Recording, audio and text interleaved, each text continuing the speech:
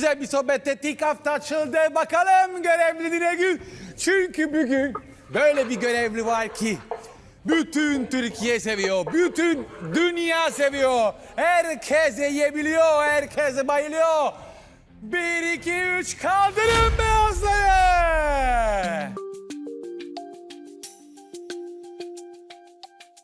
Var mı tahmini olan? Lahmacun. Evet, herkes bir ağızdan söyledi. Evet arkadaşlar, bugün sizden istediğimiz yemek Türkiye'nin en çok tüketilen ürünlerinden yine bir tanesi.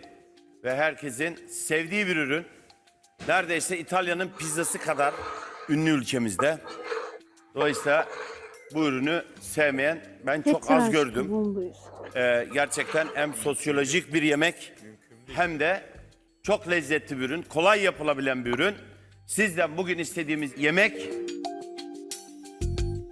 Türkiye'nin